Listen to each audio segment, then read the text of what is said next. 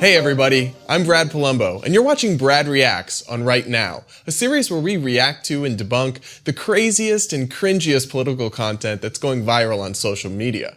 I recently learned that online progressives really hate landlords. They even have a hashtag Landlords Are Leeches. So today we're going through some of the craziest anti-landlord TikToks that have gone viral.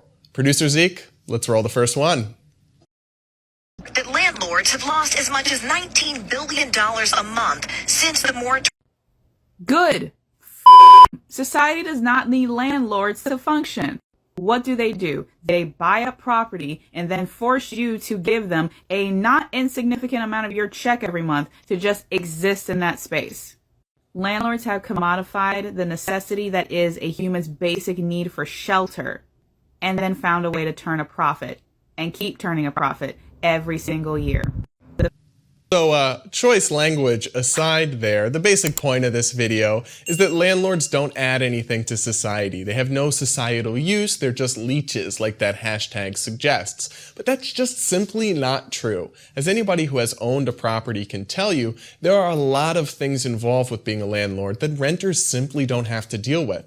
Whether that's lawyers and real estate agents and closing fees and everything involved in buying a property, including coming up with massive down payments that many renters simply do not have.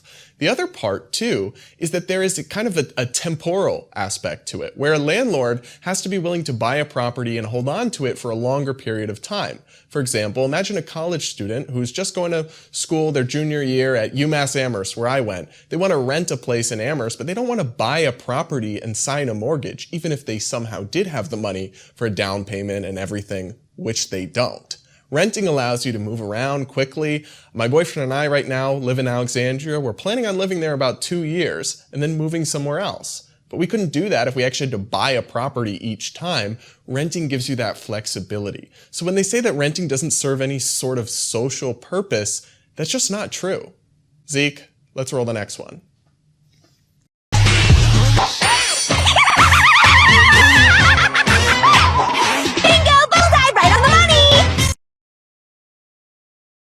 That was creepy. I don't know what that noise is, but I don't want to ever hear it again. Okay, producer Zeke, do not play that one back.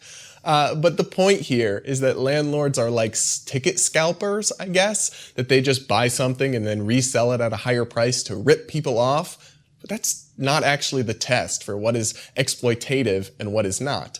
When I go to the grocery store, if I buy a bag of apples, it definitely costs me more than it costs them to produce and deliver that bag of apples. That's why they provide it. If it didn't, they wouldn't. So the sheer fact that people are upcharging on something is not evidence of exploitation.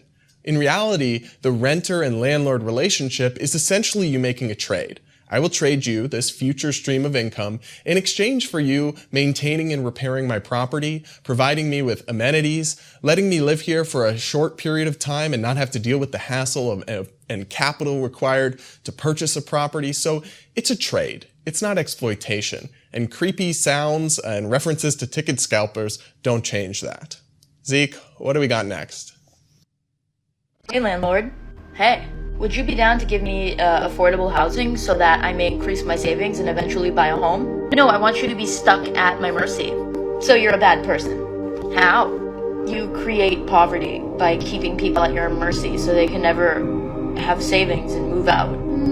That's one way to look at it. What other way is there to look at it? I'm smart. Okay, what are your employable skills? I own a property. Yeah, that you probably stole from someone. Shut up! What are your employable skills? Sounds like you're a leech who has no employable skills and just ruins people's lives and puts money in your pocket. So that video is quite something. I mean, when I listen to stuff like this and they're talking about these hypothetical landlords, I imagine like the Monopoly man with the mustache and the money bags and some evil rich tycoons that are just exploiting and creating poverty, whatever that means. But that's who they're talking about, yet that's not actually the reality of who most landlords are. Most landlords own just a few properties. I mean, they're mom and pops, they're people that saved up and bought properties for their retirement. There's a lot of immigrant landlords, a lot of people of color are landlords. So this mythical notion of these robber baron landlords just exploiting the working class and keeping them trapped in poverty, it's not true. It's just simply detached from reality. And so is this claim that they're stealing their property. I don't even know what that's supposed to mean. They purchased their property legally. But of course, this TikToker did the thing where they talk to one side of the camera and the other, so that means they're right, right? No, that's not how it works, and landlords are not evil, but I guess TikTok is still getting there on that one. Producer Zeke, what do we got next?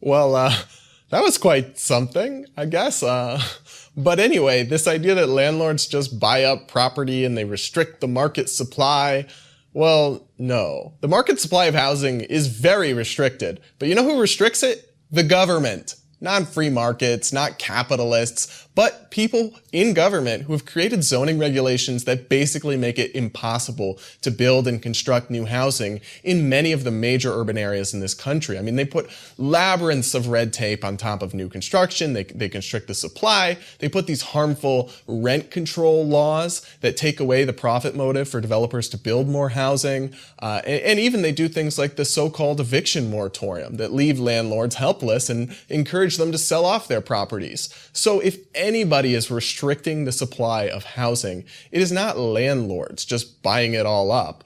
It is the government making it impossible to supply housing in the first place. So if this is your concern, don't go to socialist TikTok.